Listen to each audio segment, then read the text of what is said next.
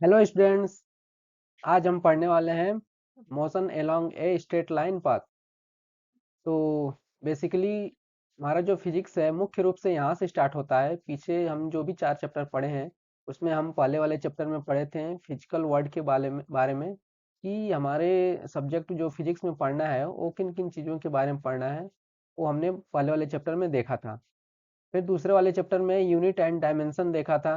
इसमें हम ये जाने थे कि ये जो भी चीज़ें फिजिक्स में हम पढ़नी है, जो मेजरमेंट वाली चीज़ें हैं जिसको हम मेजर कर सकते हैं, उसको मेजर कैसे किया जाएगा, और उसको मेजर किया जाएगा तो उसके यूनिट क्या होंगी और उसके डायमेंशन क्या होंगे, ये हमने देखा था। उसके बाद हमने देखा था तीसरे चैप्टर में इरर इरर एनालिसिस की।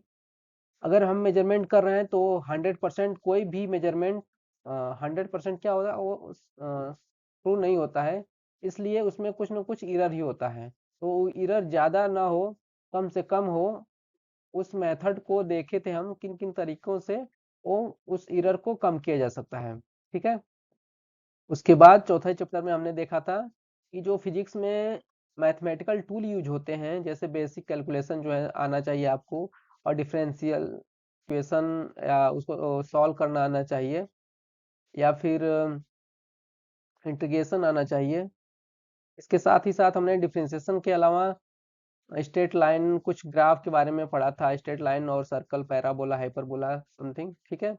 वो ये सारे जो बेसिक चीजें थी हमने सारा चीज पढ़ लिया था। तो अब यहाँ से अब पांचवें चैप्टर से ये स्टार्ट होता है आपका फिजिक्स। तो चलते देखते हैं आगे क्या है इसमें पढ़ना है। Motion in a straight line.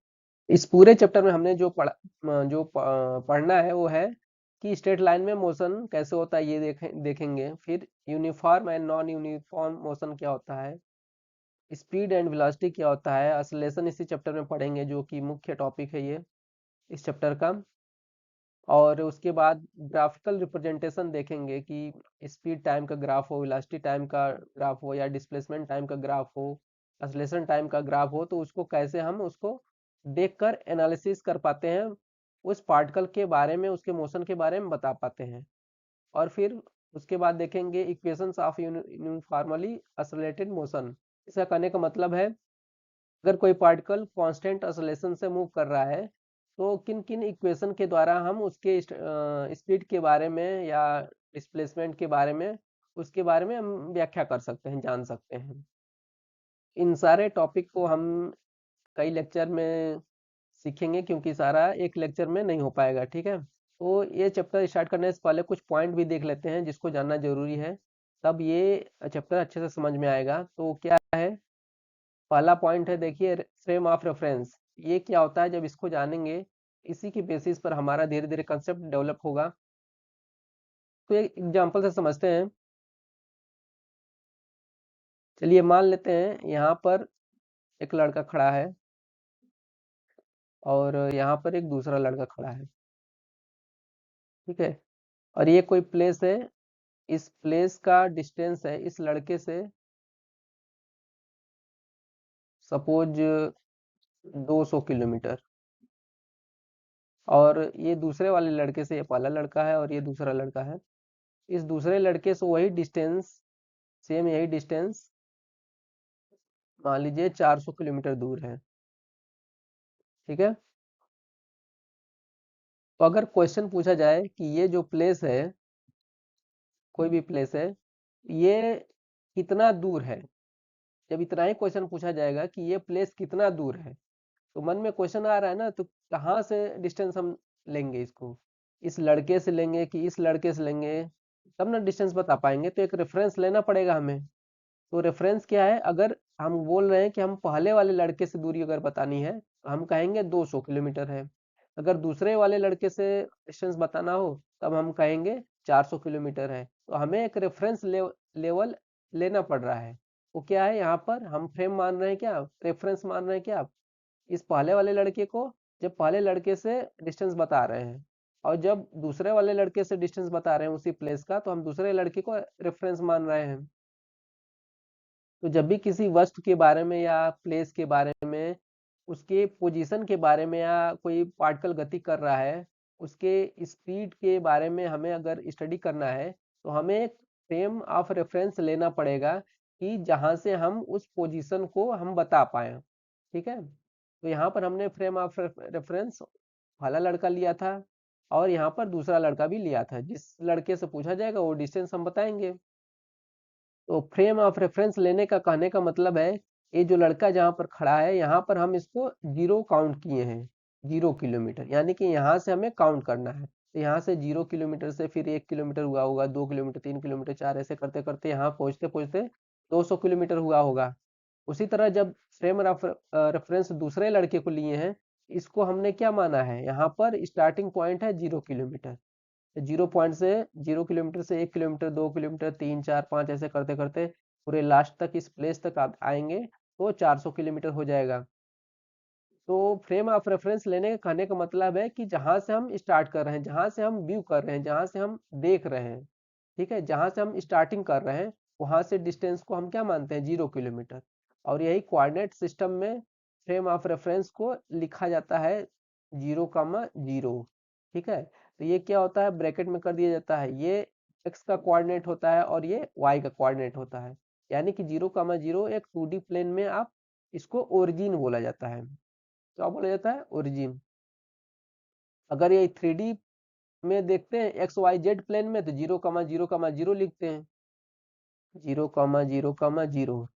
तो ये भी क्या है, ओरिजिन है, दोनों ओरिजिन है। तो अंतर क्या है दोनों में, बस अंतर इतना ही है, ये 2D के लिए यूज होता है, यानी कि किसी ऑब्जेक्ट को डिस्टेंस या फिर उसके पोजीशन के बारे में बताना हो, जब 2 ही डायरेक्शन की जरूरत पड़ रही हो तो हम ये यूज करते हैं। अगर 3 डायरेक्शन की जरूरत पड़े तो हम तीनों कोऑर्डिनेट यूज करते हैं, एक्स वाई जेड तीनों, एक्स वाई जेड। ठीक है, तो इसको समझने के लिए एक और एग्जांपल ले लेते हैं। जैसे मान लीजिए यहाँ पर दौड़ हो रही है 2 लड़कों की, एक लड़का यहाँ पर स्टार्ट कर रहा है और एक लड़का यहाँ से स्टार्ट कर रहा है। ठीक है, और यहाँ पर एंडिंग पॉइंट है कि यहाँ तक दौड़ना है हमें। ठीक है, तो दोनों लड़के स्टार्ट कर रहे हैं, तो दौड़ लगा रहे हैं दोनों। अब दोनों ये अलग अलग पोजीशन पर हैं, दूर है काफी। ठीक है, तो मान लेते हैं ये जो पहला लड़का है और ये दूसरा लड़का है। ठीक, तो पहला लड़का यहाँ पर एंडिंग पॉइंट पर पहुंचता है 11 बजे सुबह, ये हम लिख देते हैं। ठीक है, 11 बजे पहुंचता है। और दूसरा लड़का है वो पहुंचता है यहाँ पर 12 बजे, या 30 मिनट का ले लेते हैं, तो ये इसको ही लेते हैं 11:30 पर सुबह में। ठीक है, तो ये 11:30 पहुंच रहा है और ये 11 बजे पहुंच रहा है। अब अलग अलग पोजीशन से स्टार्ट किए थे, तो मैं अगर पूछूं कि दोनों लड़के ने कितना टाइम लिया एंडिंग पॉइंट पहुंचने में, तो ये समय को देख करके आप बताएंगे कि 11 बजे पहुंचा, ये 11:30 बजे पहुंचा, तो ये क्या आधा घंटा या 1.5 घंटा कितना लिया है, तो पता ही नहीं है, कैसे पता करेंगे। तो पता करने के लिए आपको ये जानना होगा कि स्टार्टिंग पॉइंट जहां से वो स्टार्ट किए थे और उस समय वहां पर टाइम क्या था, ये टाइम जानना होगा, तभी तो उस रेफरेंस से बता पाएंगे कि कितना टाइम लगा उसे आने में इस एंडिंग पॉइंट तक।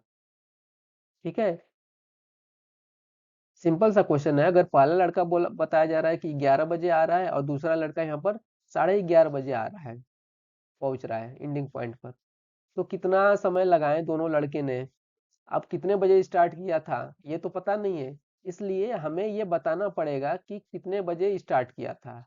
अब पहला लड़का मान लीजिए यहाँ पर स्टार्ट किया था 10 बजे,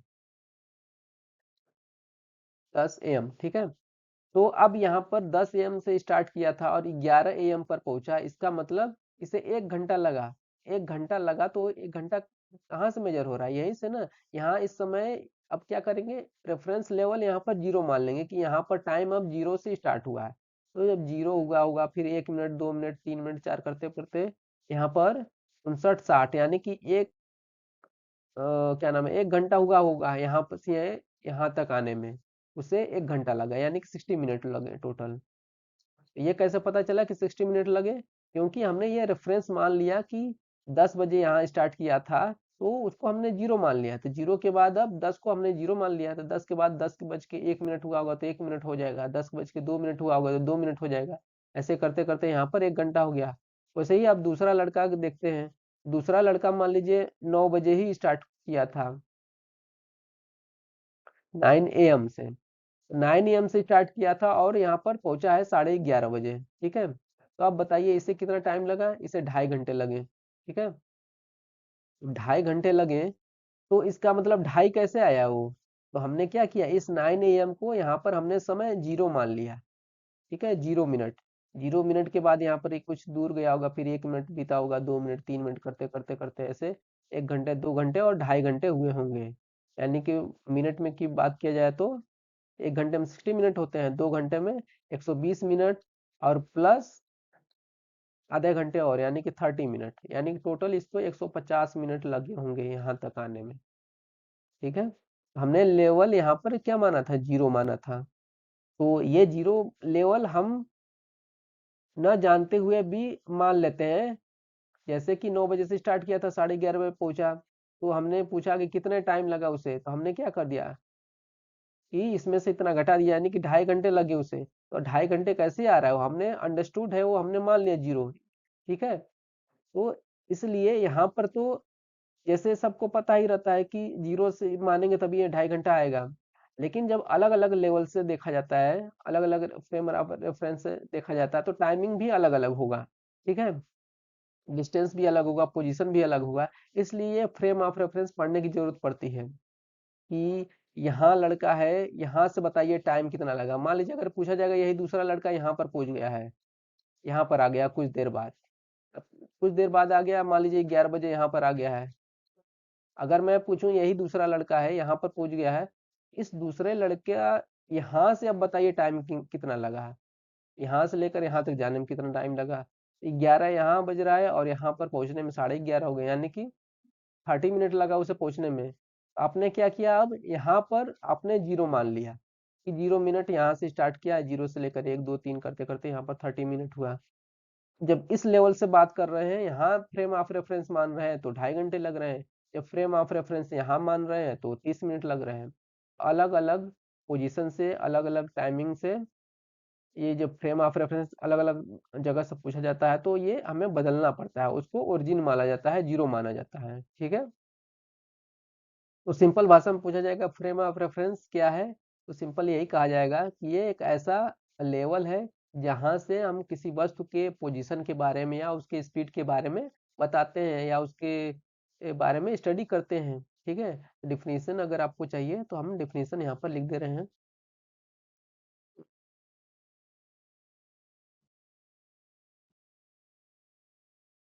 तो ये है definition.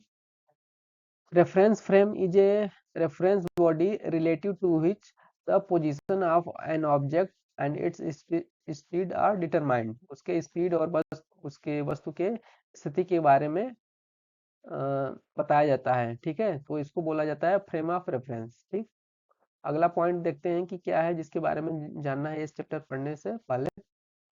Idea of A point, point object समझते हैं इसको। जैसे क्लास 10th में आपने पढ़ा होगा, ये दो बॉडी है और एक दूसरा बॉडी यहाँ पर हमने बना दिया। ठीक है, तो जब ये बॉडी दोनों एक दूसरे से काफी दूर हो, इनके बीच का डिस्टेंस अगर r हो, तो आपने पढ़ा था अगर इसका मास m1 हो, इसका मास m2 हो, तो इनके बीच जो गुरुत्वाकर्षण बल लगेगा, F बराबर आपने पढ़ा है सिंपल भाषा में G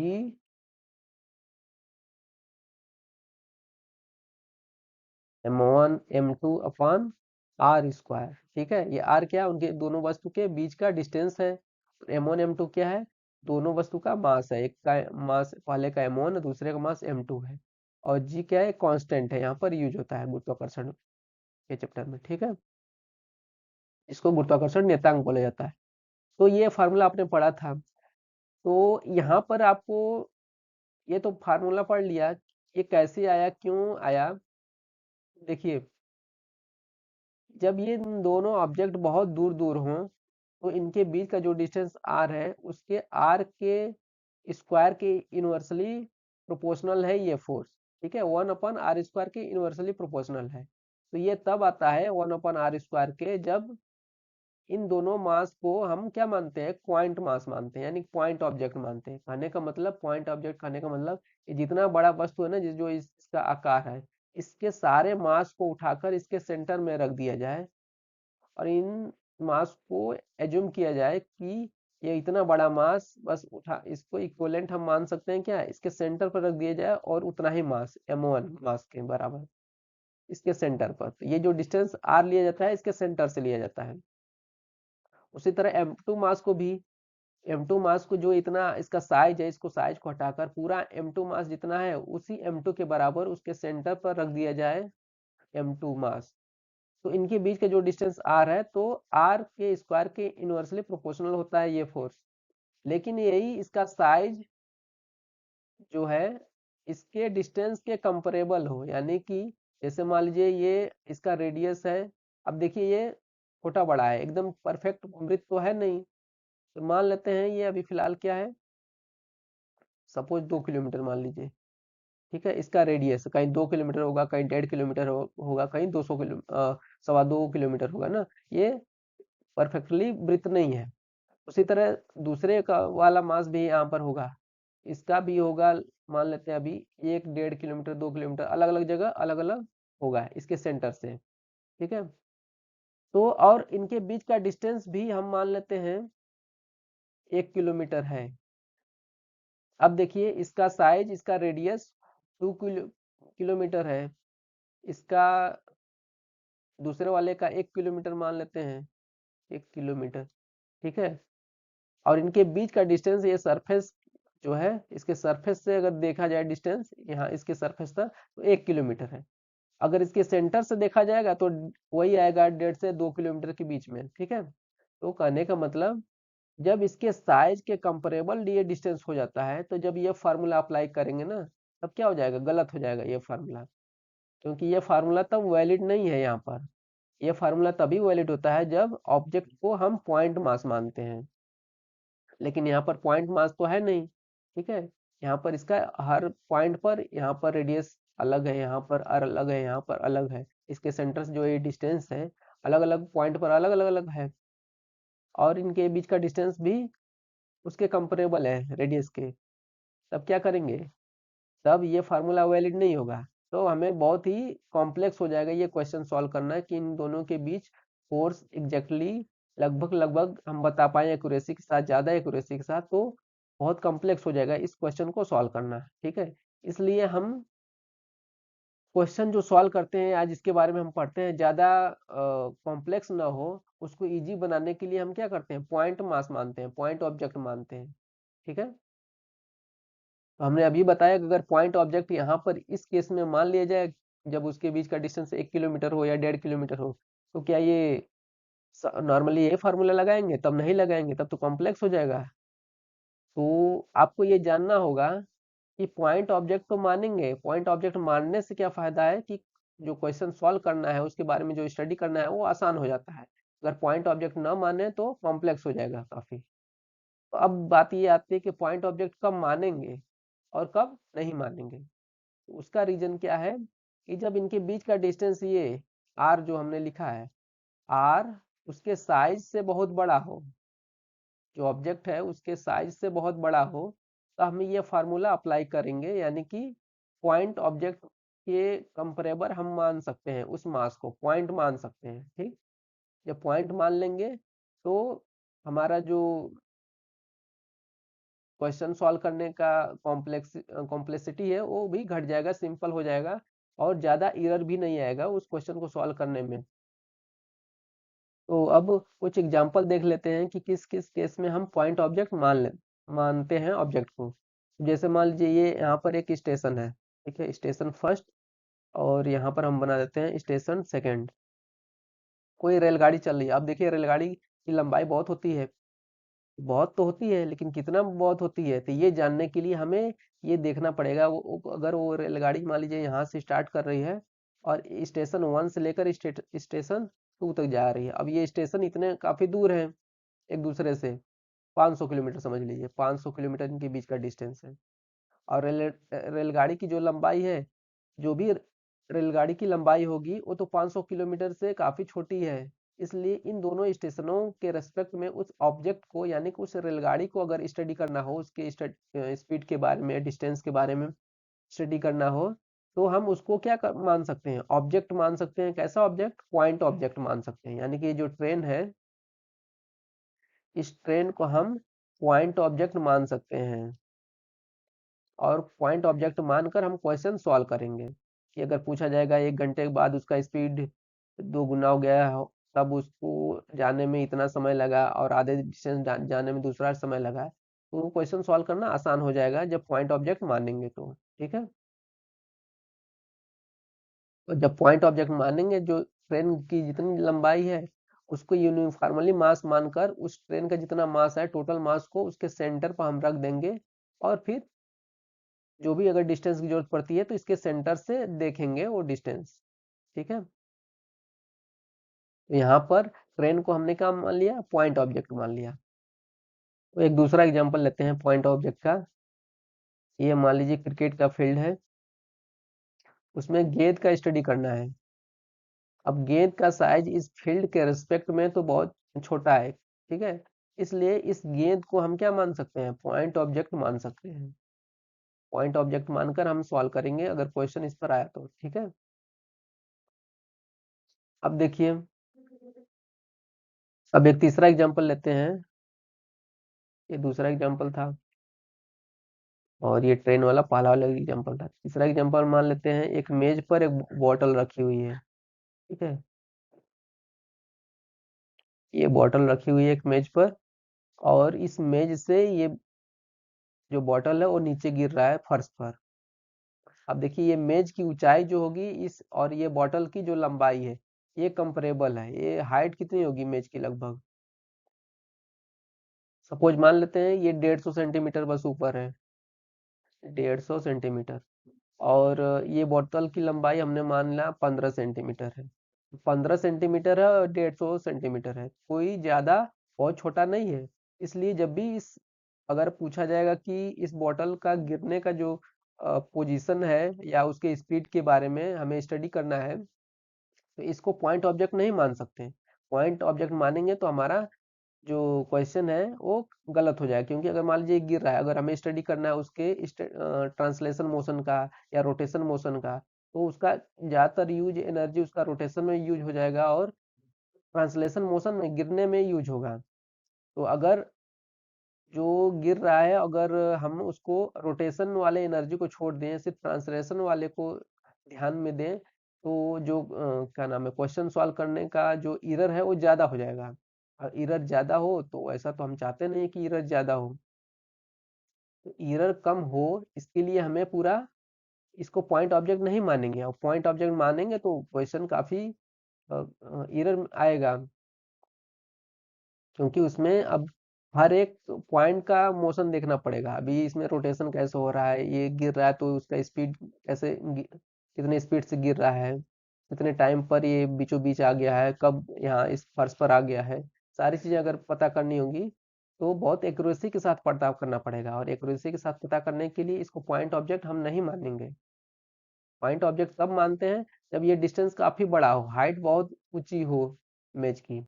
तब क्या करेंगे? जब हाइट बहुत ऊंची हो तो जो एरर आता भी है ना, कुछ एनर्जी मान लीजिए इसमें आ गया, यूज हो गया है, तो उस हाइट के रेस्पेक्ट में जो ये एनर्जी कंज्यूम कर रहा है बॉटल, वो नेग्लेक्ट हो जाएगा, बहुत एरर कम आएगा, 1% 2%, इससे ज्यादा नहीं आएगा। ठीक है, या इससे भी कम आएगा, जितना एक्यूरेसी हम करना चाहें। तो क्या होगा, जब उतना एरर बहुत कम है तो हम मान सकते हैं कि हमारा क्वेश्चन क्या है, हम उसके बारे में स्टडी अच्छे से किए हैं। तो अब समझ में आ गया पॉइंट ऑब्जेक्ट हम क्यों मानते हैं, क्योंकि ये हमारे कॉम्प्लेक्सिटी को घटा देता है, यानी कि क्वेश्चन को सॉल्व करना, उसको समझना आसान बना देता है, इसलिए हम पॉइंट ऑब्जेक्ट मानते हैं। और पॉइंट ऑब्जेक्ट कब मानते हैं? जब साइज उसका उसके डिस्टेंस के रेस्पेक्ट में काफी छोटा हो, तब हम पॉइंट ऑब्जेक्ट मानते हैं। अब आगे चलते हैं कि मोशन इन 1 2 एंड 3 डायमेंशन। तो पहले हमें ये जानना होगा कि 1 डायमेंशन क्या होता है, 2 डायमेंशन और 3 डायमेंशन क्या होता है, पहले इसको समझ लेते हैं। देखिए, 1 डायमेंशन को 1D भी लिखा जाता है। ठीक है, अब 1D का मतलब क्या हो गया? डी से डायरेक्शन हो गया, 1 का मतलब सिर्फ एक डायरेक्शन यूज हो रहा है। कोई भी डायरेक्शन यूज कर सकते हैं। जो हम देखो क्वेश्चन को समझने के लिए हम रेफरेंस लेवल जो यूज करते हैं वो कोऑर्डिनेट सिस्टम का यूज करते हैं, सिंपल, ठीक है। एक्स वाई जेड ये सबसे सिंपल है जो हम यूज करते हैं। इसको एक्सिस को एक्स बोला जाता है, इसको वाई बोला जाता है और इसको जेड बोला जाता है। तो वन डायरेक्शन का मतलब हो गया इसमें से कोई भी एक डायरेक्शन यूज कर सकते हैं स्टडी करने के लिए ऑब्जेक्ट के मोशन के बारे में या पोजीशन के बारे में। या तो एक्स यूज करो, या तो वाई यूज करो, या तो जेड यूज करो, कोई भी यूज कर सकते हैं वन डायरेक्शन के लिए। या तो एक्स यूज करो, या तो वाई, या तो जेड। हम जनरली क्या यूज करते हैं, हम जनरली एक्स यूज करते हैं। हम बार बार क्लास समझिए 7-8 से ही जब मैथ में भी पढ़ते हैं तो अगर कोई अननोन रहता है तो एक्स मानते हैं। तो एक्स इसलिए बार बार माना जाता है आगे भी, आगे क्लास में, क्योंकि हम इससे बहुत ज्यादा फैमिलियर होते हैं, तो हमें ये आसान लगता है, उसको हैबिचुअल बन गया है ना, करते करते उसको पढ़ते पढ़ते। इसलिए हम वन डायरेक्शन के लिए जनरली हम एक्स यूज करते हैं और क्वेश्चन को समझना थोड़ा आसान लगता है। तो वन डायरेक्शन क्या होता है, तो जब भी कोई मोशन हो ऑब्जेक्ट का किसी एक ही डायरेक्शन में हो। अब एक डायरेक्शन कैसे होगा पता चलेगा, एक डायरेक्शन में अगर मोशन होता है तो इसमें से कोई एक कोऑर्डिनेट ही चेंज होगा, ठीक है। जैसे मान लीजिए ओरिजिन से एक ऑब्जेक्ट जा रहा है और एक्स एक्सिस के ऊपर ही चलता जा रहा है, चलता जा रहा है, आगे बढ़ता जा रहा है। उसमें देखिए जो पोजीशन उसका चेंज हो रहा है इस ओरिजिन के रेस्पेक्ट में, देखिए कुछ देर बाद यहाँ पर पहुंचेगा, कुछ देर बाद इधर पहुंचेगा, कुछ देर बाद यहाँ पहुंचेगा। एक्स का जो वैल्यू है यहाँ पर x1 x2 ये वैल्यू क्या होगा, बदलता जाएगा। लेकिन क्या y बदलेगा, क्या z बदलेगा, नहीं बदलेगा। जब x एक्सिस पर चल रहा है कोई ऑब्जेक्ट तो y का वैल्यू क्या है, 0 है। यहाँ भी 0 है, यहाँ भी 0 है। इस पोजीशन पर जब पहुंच गए यहाँ भी y का वैल्यू 0 है। और z का भी वैल्यू क्या है, z डायरेक्शन में जा ही नहीं रहा है तो z भी क्या है, 0 है। तो जब भी एक डायरेक्शन कहने का मतलब कोई इनमें से एक कोऑर्डिनेट बदले, या तो x बदले, या तो y बदले, या तो z बदले, और बाकी दो कोऑर्डिनेट न बदले, उसको बोला जाता है वन डायरेक्शन मोशन हो रहा है। अब अपने प्रैक्टिकल लाइफ में देखते हैं कैसे मोशन हो रहा है। जैसे कोई है, एक सीधी रेखा में लड़का दौड़ रहा है, ठीक है। तो वो क्या है, वन डायरेक्शन है, सिर्फ एक डायरेक्शन दौड़ रहा है, ठीक है। ये क्या बोला जाएगा, एक डायरेक्शन हो गया, 1D इसको बोला जाएगा। कोई गेंद है, हम वर्टिकली एकदम ऊपर की तरफ फेंके हैं, तो ये भी क्या है, एक स्ट्रेट लाइन मोशन है। जब स्ट्रेट लाइन मोशन होता है तो क्या है, एक 1D होता है। ये भी क्या है, 1D है। गेंद ऊपर फेंकना और ऊपर से डायरेक्ट वो उसी पाथ पर होते हुए नीचे आ जाना, ये भी 1D मोशन बोला जाएगा, ठीक है। अगर मान लीजिए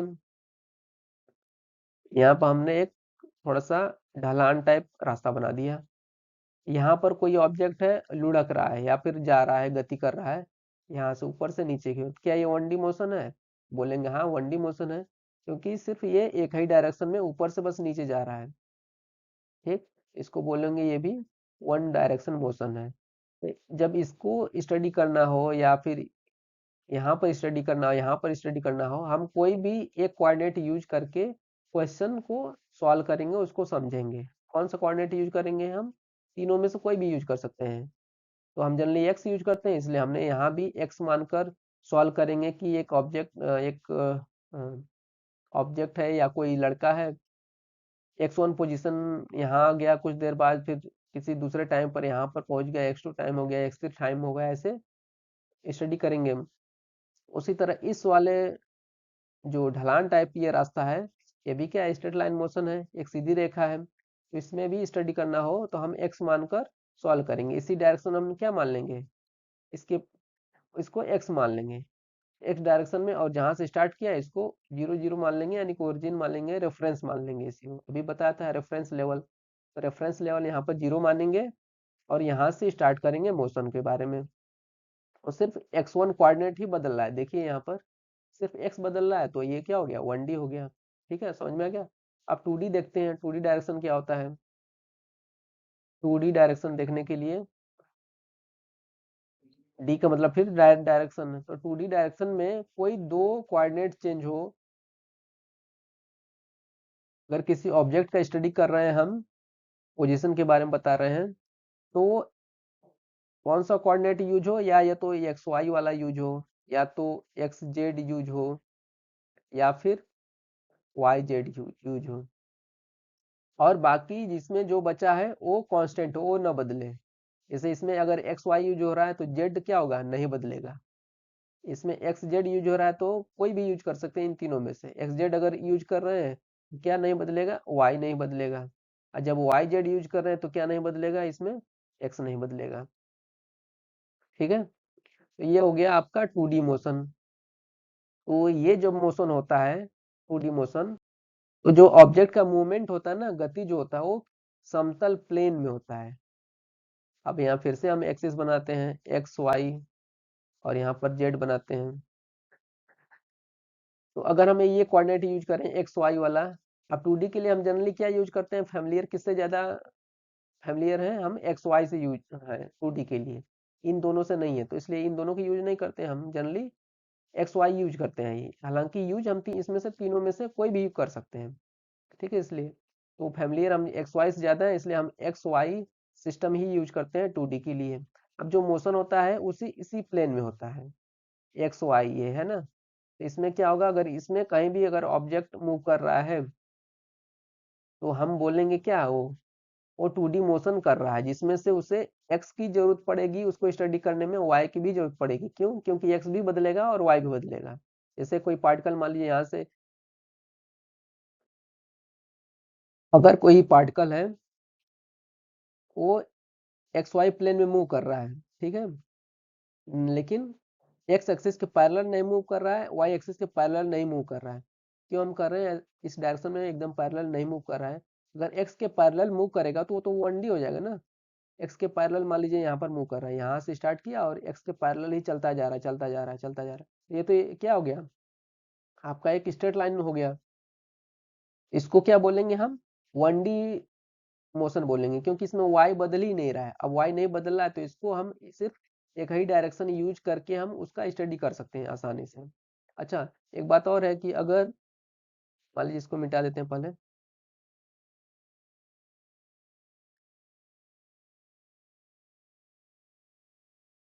अगर पार्टिकल मान लीजिए यहाँ से ओरिजिन है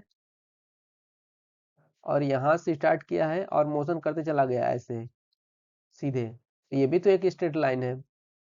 लेकिन इसमें देखिए क्या है, एक्स भी बदल रहा है उसका, वाई भी बदल रहा है। क्योंकि जब मान लीजिए पार्टिकल यहाँ पर आया, वहां पर देखने के लिए उसका डिस्टेंस एक्स के डायरेक्शन देखा जाएगा, तो ये देखा जाएगा ये कुछ ना कुछ डिस्टेंस होगा, आगे बढ़ा है। वाई में हाइट भी बढ़ा है, तो यहाँ पर जब पार्टिकल भले ही स्ट्रेट लाइन में हो लेकिन एक्स भी बदल रहा है, वाई भी बदल रहा है। जब पार्टिकल मान लीजिए यहाँ पर पहुंच गया, तो यहाँ पर देखिए एक्स डायरेक्शन में कुछ बढ़ा है और कुछ वाई भी डायरेक्शन में बढ़ा है, तो एक्स भी बदल रहा है, वाई भी बदल रहा है। तो वो दोनों यूज हो रहा है, लेकिन वो स्ट्रेट लाइन मोशन कर रहा है, एक स्ट्रेट लाइन में है। यहाँ तो दोनों कोऑर्डिनेट बदल रहे हैं, तो क्या हम इसको 2D बोलेंगे, नहीं बोलेंगे। क्यों, क्योंकि वो एक सीधी रेखा में मूव कर रहा है, तो हम उसको 1D डायरेक्शन, वन डायरेक्शन में सॉल्व कर सकते हैं क्वेश्चन आसानी से। तो हम क्यों ये दो डायरेक्शन यूज करें। अगर यही जो एक्स वाई हमने माना है, सिंपली अगर इसी को घुमा दिया जाए, यानी कि जिस पाथ पर वो जा रहा है उसी डायरेक्शन में हमने एक्स मान ले, और जो वाई डायरेक्शन था वो तब इधर आ जाएगा मूव करके, ये वाई जो है घूम के इधर आ जाएगा। अब क्या होगा, पार्टिकल जैसे जिस डायरेक्शन में जा रहा था उसी डायरेक्शन में अब भी जा रहा है, लेकिन हमने बस अपने जो कोऑर्डिनेट सिस्टम है, जो फ्रेम ऑफ रेफरेंस है, उसका डायरेक्शन एक्स का बदल लिया, एंटी क्लॉकवाइज में घुमा दिया थोड़ा।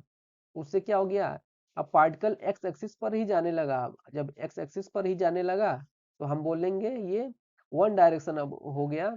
वन डायरेक्शन में ही अब क्वेश्चन आसानी से जब सॉल्व हो जा रहा है, तो हम टू डायरेक्शन क्यों यूज करें। ठीक है, तो यहाँ सिर्फ एक्स कोऑर्डिनेट बदल रहा है, जब पार्टिकल ऐसे जा रहा है तो सिर्फ एक्स बदलेगा, वाई नहीं बदलेगा। अब एक 2D मोशन का एग्जांपल देख लेते हैं। मान लीजिए दो लड़के हैं, कैरम बोर्ड खेल रहे हैं, ठीक है। अब उसमें जो गोटी होती है कैरम बोर्ड की, वो देखिए उसका मोशन है वो इस प्लेन में होता है। ये चार कोने होते हैं ना, यहाँ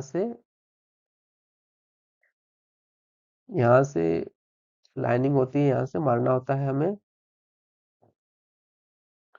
तो अगर गोटी यहाँ से स्टार्ट किया है मोशन, तो उसके मोशन के बारे में स्टडी करना है।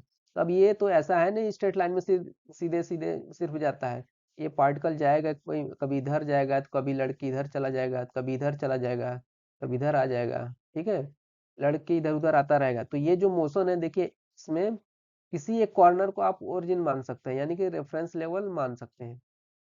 जैसे इसी को हमने मान लिया क्या, ओरिजिन मान लिया, 0,0 मान लिया। तो यहाँ से देखा जाएगा इस बॉडी का पोजीशन एक्स डायरेक्शन में कुछ है और वाई हाइट में भी कुछ है शुरू में, इनिशियल में। अब ये मोशन कर रहा है तो एक्स भी बदल रहा है, वाई भी बदल रहा है। ठीक है, एक पूरे प्लेन में मोशन कर रहा है, सिर्फ एक स्ट्रेट लाइन में मोशन नहीं कर रहा है। ठीक है, ये पूरा प्लेन में जब मोशन कर रहा है, कभी इधर जा रहा है, कभी इधर जा रहा है, कभी इधर जा रहा है, इस कोऑर्डिनेट सिस्टम के रेस्पेक्ट में। इसलिए इसको हम क्या बोलेंगे, जब एक प्लेन में मोशन होता है तो इसको हम बोलेंगे 2D मोशन। तो 2D मोशन की जरूरत पड़ेगी ऐसे क्वेश्चन को सॉल्व करने में, ऐसे पार्टिकल की स्टडी करने में। 2D का एक और अच्छा एग्जांपल है, हम समझते हैं। एक प्रोजेक्टाइल मोशन होता है सिंपल, एक्स डायरेक्शन है और ये वाई डायरेक्शन है। तो एक ऑब्जेक्ट को किसी एंगल से फेंका जाता है, तो हवा में जाकर वो फिर वापस गिरता है। अब यहाँ पर देखिए, पार्टिकल का मोशन और पोजीशन के बारे में स्टडी करना है, तो यहाँ पर हमने क्या मान लिया, 0,0 यानी कि ओरिजिन, यानी कि रेफरेंस लेवल यहाँ पर मान लिया। अब जब पार्टिकल यहाँ पर गया तो उसका एक्स भी बदला, फिर वाई भी बदला है। इस पोजीशन पर गया, दूसरे वाले पोजीशन पर, तो फिर एक्स बदला, फिर वाई भी बदला, फिर धीरे धीरे करके हाईएस्ट पॉइंट पर जाता है, और हाईएस्ट पॉइंट पर जाकर एक्स भी देखिए बढ़ता जा रहा है। फिर वाई क्या है, धीरे धीरे अब इससे ऊपर नहीं गया वाई, अब वाई फिर क्या हो गया, घटने लगा है, और एक्स बढ़ता चला गया है, एक्स घटने लगा है। ठीक है, तो इसका स्टडी करना होगा। तो हम जो गेंद फेंकी गई है और उसका मोशन ऐसे हुआ है, इसका गेंद की स्टडी करने के लिए हमें 2D की जरूरत पड़ेगी, 2 डायरेक्शन की। यानी कि हमने क्या यूज किया, एक एक्स डायरेक्शन यूज किया और दूसरा वाई डायरेक्शन यूज किया। तो एक्स वाई प्लेन में हम जब स्टडी करेंगे, तब ये गेंद के बारे में अच्छे से स्टडी कर पाएंगे। अगर वही गेंद इस प्लेन में न मूव करके, एक्स वाई प्लेन में न मूव करके जेड डायरेक्शन में भी जाए, ठीक है, इस डायरेक्शन में हमने क्या माना है, जेड है, तब जेड डायरेक्शन मूव करे तो 3D हो जाएगा। तब यही एक्स वाई जेड तब क्या हो जाएगा, तीनों डायरेक्शन का यूज करना पड़ेगा, एक्स वाई जेड, तब उसको 3D बोलेंगे। ठीक है, अगर सिर्फ एक्स वाई प्लेन में ही मूव हो रहा है तो एक हम 2D बोलेंगे, अगर तीनों की जरूरत पड़ रही है तब जो बोलेंगे 3D मोशन हो जाएगा। ठीक, आप 3D का देख लेते हैं। 3D के लिए एग्जांपल है, जैसे एक बॉक्स में है, इसमें आप गैस भरे हैं। सिंपली ये क्या है, गैस के पार्टिकल हैं। अब ये गैस के पार्टिकल ऐसे तो है ना स्ट्रेट लाइन में मोशन करते हैं, ना तो प्लेन में मूव करते हैं। ये कभी इधर जाते हैं, कभी लड़की इधर आते हैं, कभी इधर आते हैं, कभी इधर आते हैं। तो हाइट इसका एक्स में भी बदल रहा है, वाई में भी बदल रहा है, कभी ऊपर जा रहे हैं। तो एक्स वाई जेड इसमें क्या है, तीनों बदल रहा है, हमेशा उसको बदलता रहा है। इस मोशन को क्या बोला जाता है, ये एक्स वाई जेड तीनों की जरूरत पड़ेगी, तो इसको बोला जाएगा 3D मोशन हो रहा है ये। ठीक है, जैसे फुटबॉल की गेंद है, अगर फुटबॉल मैच हो रहा है तो जो प्लेन है धरती पर, हम एक्स वाई प्लेन मान ले रहे हैं। चलिए, इधर एक्स डायरेक्शन हो गया, इधर वाई डायरेक्शन हो गया, और ऊपर जेड डायरेक्शन हो गया। जो फुटबॉल का स्टडी करना होगा, फुटबॉल क्या हो जाएगा, यहाँ पर 3D हो जाएगा, क्योंकि फुटबॉल कभी इधर जाएगा, कभी इधर जाएगा, वाई डायरेक्शन में जाएगा, कभी ऊपर भी जाएगा, जेड डायरेक्शन में बदलेगा, फिर नीचे आएगा।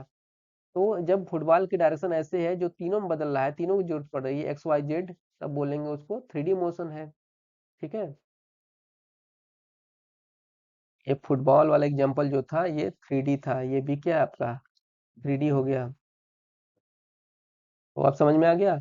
जब भी किसी ऑब्जेक्ट के बारे में स्टडी करने जा रहे हो, उसके पोजीशन के बारे में या स्पीड के बारे में, तो पहले आपको ये जानना होगा कि 1D मोशन है, 2D मोशन है कि 3D मोशन है। उसके अनुसार हम वो कोऑर्डिनेट यूज करेंगे। 1D यूज हो रहा होगा तो एक्स यूज कर लेंगे, या वाई यूज कर लेंगे, या फिर जेड यूज कर लेंगे। अगर 2D हो रहा हो तो एक्स वाई यूज करेंगे, और 3D यूज हो रहा हो एक्स वाई जेड तीनों को यूज करना पड़ेगा। ठीक, अब आगे चलते हैं। Motion in a straight line. अब यहाँ से आपका मोशन स्टार्ट होता है। तो motion in a straight line बोल रहा है, स्ट्रेट लाइन कहने का मतलब हो गया कि हम सिर्फ यहाँ पर 1D की बात कर रहे हैं। तो 1D मोशन में ऑब्जेक्ट के बारे में स्टडी करेंगे, और क्या स्टडी करना है यहाँ पर, डिस्टेंस और डिस्प्लेसमेंट क्या होता है ये देखेंगे। यहाँ जब स्ट्रेट लाइन है, अब स्ट्रेट लाइन का मतलब ही हो गया यहाँ पर 1D मोशन हो रहा है। 1D मोशन सबसे आसान होता है 2D और 3D के अपेक्षा, इसलिए 1D से स्टार्ट करते हैं। डिस्टेंस क्या होता है, देखिए डिस्टेंस को हम बोल सकते हैं actual path travel by particle.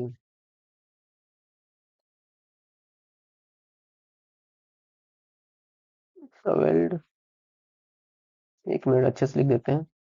Distance किसे कहेंगे, actual path travel by particle. कोई पार्टिकल मोशन कर रहा है जहां से भी स्टार्ट किया है, अब वो कुछ ऐसे डायरेक्शन में गया है, ठीक है, तो यहाँ पर क्या हो, एक स्ट्रेट लाइन में मोशन किया है। ले इसको हॉरिजॉन्टली ले लेते हैं, पहले हॉरिजॉन्टली मोशन कराते हैं स्ट्रेट लाइन में, ठीक है। तो स्ट्रेट लाइन ऐसा बना दिया हॉरिजॉन्टली, और यहाँ पर कोऑर्डिनेट हमने बना दिया, मान लेते हैं यहाँ से 0,0 ओरिजिन हमने मान लिया। 0 के बाद यहाँ से कुछ डिस्टेंस गया 20 मीटर, यहाँ पर पॉइंट हमने दिखा दिया है 40 मीटर, यहाँ पर 60 मीटर। अगर पीछे दिखाना हो, अगर स्ट्रेट लाइन मोशन है तो हम इसी को क्या मान लेंगे, एक्स एक्सिस मान लेंगे। एक्स एक्सिस पर मानना हमें आसान हो जाता है। अगर पीछे लिखना हो तो यहाँ पर -20 मीटर आगे और पीछे -40, ठीक। तो देखिए यहाँ पर ये ओरिजिन माना गया है, और यहीं से अगर दिखाना हो समझने के लिए वाई मान लेते हैं। तो मोशन तो एक्स डायरेक्शन में हो रहा है सिर्फ।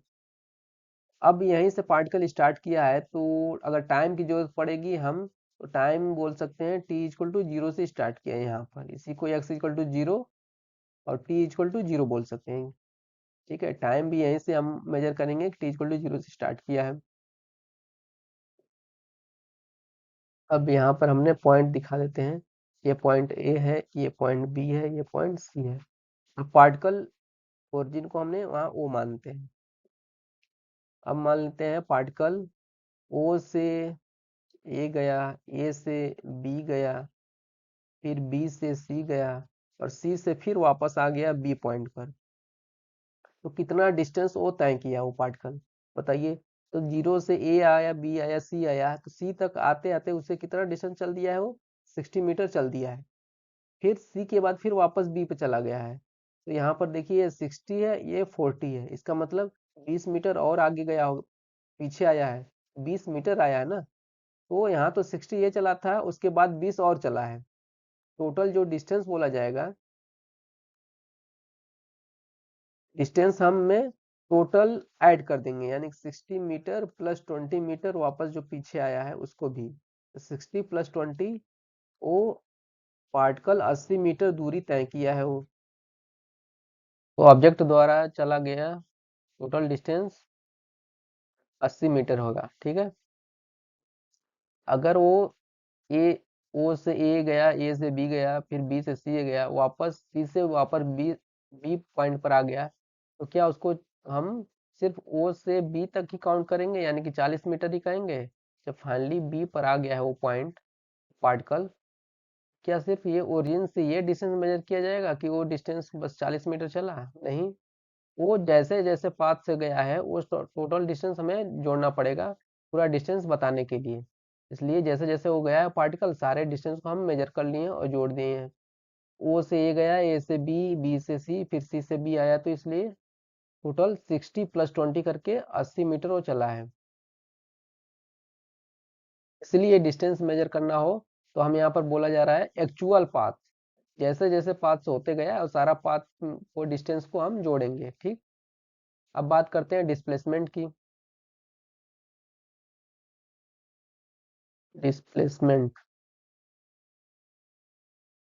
देखिए अब डिस्प्लेसमेंट को बताने के लिए हमें डायरेक्शन की भी जरूरत पड़ेगी। जो डिस्टेंस अगर ये यहाँ पर बता रहे थे, इसमें डायरेक्शन की जरूरत नहीं पड़ रही थी। जब भी डिस्प्लेसमेंट हमें बताना हो तो इसमें डायरेक्शन भी ध्यान देना पड़ता है और मैग्नीट्यूड भी, तो इसलिए इसको हम सदिश राशि बोलते हैं, ठीक है।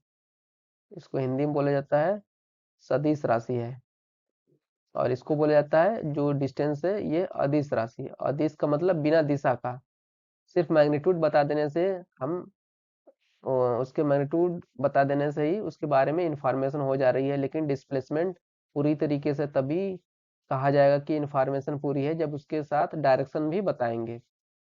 तो अब देखिए ओरिजिन से डिस्टेंस हम मेजर कर रहे हैं, फिर वही प्रोसेस लेते हैं, ओ से ए गया, ए से बी गया, सी से बी गया, फिर वापस बी पर आ गया। तो मैं पूछूं इस ओरिजिन के रेस्पेक्ट में कितना दूर है, ठीक है, ओरिजिन के रेस्पेक्ट में बताना है। तो फाइनली वो कहाँ पर पहुंचा है, बी पॉइंट पर पहुंचा है। स्टार्टिंग कहाँ से किया था, ओ पॉइंट से स्टार्ट किया था, तो स्टार्ट ओ से किया था, फाइनली बी पॉइंट पर पहुंचा, भले ही वो सी तक गया हो, हमें वो सी नहीं देखना है, फाइनली कहाँ तक वो जाकर रुका हुआ है। इनके बीच का जो डिस्टेंस होगा वो कहलाएगा डिस्प्लेसमेंट, क्योंकि अब इसके साथ हम डायरेक्शन भी देख रहे हैं। तो जो ये डायरेक्शन बी से सी गया है वापस वो सी से बी भी आ गया है, तो फाइनली ओरिजिन के रेस्पेक्ट में वो एक्स के डायरेक्शन में पॉजिटिव एक्स में कितना दूर है, सिर्फ 40 मीटर दूर है यहाँ से। ओ से लेकर बी का जो डिस्टेंस होगा ओ बी डिस्टेंस है कितना है, 40 मीटर। तो डिस्प्लेसमेंट हमारा हो जाएगा सिर्फ 40 मीटर। तो डिस्प्लेसमेंट में जो देखा जाता है इनिशियल पॉइंट और फाइनल पॉइंट, इन्हीं के बीच का डिस्टेंस देखा जाता है, तब वो डिस्प्लेसमेंट हो जाएगा। और एक्चुअल पाथ जैसे जैसे होते गया है उसको देखेंगे तो हमारा डिस्टेंस कहलाएगा। इस बात को हम ध्यान रखेंगे, इनिशियल और फाइनल पॉइंट के बीच का डिस्टेंस डिस्प्लेसमेंट कहलाएगा। इसमें हम डायरेक्शन भी देखते हैं, हमें यहाँ पर बताना पड़ता है कि ओ के रेस्पेक्ट में किस डायरेक्शन में कितना दूर है। तो हम बताएंगे ओ के रेस्पेक्ट में वो फाइनली बी पॉइंट पर है और पॉजिटिव एक्स डायरेक्शन में है, कितना दूर है, 40 मीटर दूर है, इसलिए यहाँ पर ये 40 आ गया है। इसका आंसर देखिए 40 है, वहां पर 80 है। तो जब इसमें डायरेक्शन में बताया जाता है तो ओ बी डिस्टेंस है, इसको हम ऊपर एक तीर का निशान लगा देते हैं, इससे क्या पता चलता है कि ये एक सदिश राशि है। तो डिस्प्लेसमेंट ओ बी बराबर 40 मीटर ऐसे बताएंगे और बोलेंगे ओ बी की डायरेक्शन में, ओ बी की दिशा में या पॉजिटिव एक्स की दिशा में। यहाँ पर देखिए हमें यहाँ दिशा भी बताना पड़ रहा है, ओ बी की दिशा में है, ओ से बी की ओर, ठीक है। अगर इसी क्वेश्चन में हम कह रहे हैं वो बी पॉइंट पर फाइनली न रुकता, बी से होते हुए वापस वो ओ से होते हुए एक पॉइंट को यहाँ पर डी मान लेते हैं, डी पॉइंट पर आकर फाइनली आ जाता है, ठीक है। जब डी पॉइंट पर अगर आ जाएगा तो उस केस में हमें डिस्टेंस और डिस्प्लेसमेंट बताना हो, तब क्या होगा, तो ओ से स्टार्ट किया था, ओ से होते हुए यहाँ सी तक गया है, फिर सी से होते हुए ये डी पॉइंट तक आ गया है, ठीक है। तब उस समय हम डिस्टेंस अगर कहना मेजर करना हो तो डिस्टेंस हम क्या बोलते हैं तब, ये 60 डिस्टेंस ओ से लेकर सी तक, ओ सी प्लस सी से लेकर सीओ प्लस ओ डी, ये सारा डिस्टेंस ऐड करते हैं। ओ सी कितना है, हमें 60 होता है, प्लस सीओ कितना है, फिर 60 होता है, और फिर ओ डी कितना है, ओ डी डिस्टेंस 20 मीटर है। यहाँ पर देखिए हम साइन सारे पॉजिटिव ले रहे हैं, डिस्टेंस कभी निगेटिव नहीं होता, सारा हम इसलिए पॉजिटिव ले रहे हैं। तो ये टोटल हो जाएगा आपका 140 मीटर, ये डिस्टेंस हो जाता है। लेकिन वही डिस्प्लेसमेंट की बात किया जाता है तो डिस्प्लेसमेंट कितना होता है, तो डिस्प्लेसमेंट के बताने के लिए अभी बताया हूँ कि आप बस इस बात को ध्यान दीजिए, इनिशियल और फाइनल पॉइंट, ठीक है, कहाँ से स्टार्ट किया और फाइनली कहाँ तक गया। स्टार्ट वही से किया था और फाइनली वो डी पर पहुंचा है। जब डी पर पहुंचा है तो किस डायरेक्शन में गया है, ओ से डी की तरफ गया है। तो डिस्प्लेसमेंट अगर लिखना हो तो ओ डी की डायरेक्शन में ऐसे लिखेंगे, ओ से डी की डायरेक्शन में, और कितना डिस्टेंस है ये ओरिजिन के रेस्पेक्ट में, उसका पोजीशन बताना हो तो यहाँ पर लिखना पड़ता -20 आता है, -20 मीटर। क्यों, देखिए जब भी डिस्प्लेसमेंट की बात किया जाए तो हमेशा final position minus initial position कीजिए। Final position minus initial position. Final position कितना है उसका, -20 मीटर है। ठीक है, तो -20 मीटर और माइनस इनिशियल पोजीशन, यानी कहाँ से स्टार्ट किया था, 0 मीटर से स्टार्ट किया था। तो -20 मीटर माइनस 0 मीटर कितना हो जाएगा, ये आपका -20 मीटर आएगा। तो देखिए अब यहाँ पर ये डिस्प्लेसमेंट क्या हो गया, निगेटिव हो गया। तो डिस्प्लेसमेंट जो है पॉजिटिव हो सकता है, निगेटिव हो सकता है और जीरो भी हो सकता है। ठीक है, लेकिन डिस्प्लेसमेंट डिस्प्लेसमेंट अगर गति नहीं कर रहा तो जीरो ही होगा, डिस्टेंस कोई मेजर जब चल ही नहीं रहा है तो डिस्टेंस जीरो हो सकता है और पॉजिटिव हो सकता है, लेकिन निगेटिव कभी नहीं होगा। इस बात को भी ध्यान रखेंगे। ठीक है, डिस्टेंस जीरो और पॉजिटिव, और डिस्प्लेसमेंट जीरो, पॉजिटिव और निगेटिव तीनों हो सकता है, ये डिस्प्लेसमेंट के लिए और डिस्टेंस के लिए। ये डिस्टेंस और ये डिस्प्लेसमेंट। क्यों ऐसा हो जा रहा है कि निगेटिव भी आ जा रहा है यहाँ पर, क्योंकि इसमें डायरेक्शन की जरूरत पड़ रही है हमें बताने के लिए। इसमें दिशा भी देखा जाता है और लेकिन डिस्टेंस में दिशा नहीं देखा जाता है। तो इसको अब यहीं तक रहने देते हैं आज। इसको समझने के लिए एक दो प्रैक्टिस और करेंगे कि डिस्टेंस और डिस्प्लेसमेंट अच्छे से समझ में आ जाए। एक दो क्वेश्चन और लेकर ट्राई करेंगे, एग्जाम्पल लेकर ट्राई करेंगे। ठीक है कल। ठीक है तब, थैंक यू।